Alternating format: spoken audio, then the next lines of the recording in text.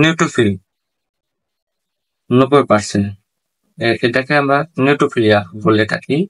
এর মান হলো নিউট্রোফিল স্বাভাবিক মান হলো অ্যাডাল্ট 40 থেকে 75, কিন্তু তার আছে 90। ঠিক, এটি নির্দেশ দেয় নিউট্রোফিলিয়া হয়ে, অর্থাৎ শরীরে অসম্ভব কোনো ব্যাকটেরিয়া, ভাইরাল ব্যাকটেরিয়া বা ইনফেকশন প্রভাব আছে অন্যতম অবস্থা, যেমন ব্যাকটেরিয়া ইনফেকশন, যেমন ফুসফুস, গলা, ইউরিন, ত্বক ইত্যাদি, জ্বর, ইনফেকশন, টনসিল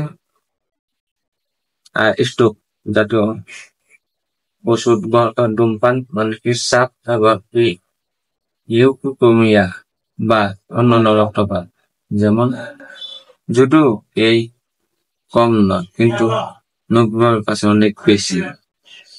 এই রোগীটা সাধারণত জ্বর নিয়ে আসছে এবং শরীরে ব্যথা, যখন আমি ব্লাড কালেকশন করে দিয়েছিলাম, এই রোগীটা যখনই কালেকশন করি তখন অনেক চিল্লাচিল্লি করে এবং শরীর ব্যথা এবং জ্বর ছিল, সেই জন্য নিউট্রোফিল বেশি আসছে। আর পরের ভিডিও হচ্ছে লিম্ফোসাইট, এটা আলোচনা করবো, যদি আমি কখনো পাই তখন আলোচনা করবো। ভালো থাকবেন, সুস্থ থাকবেন।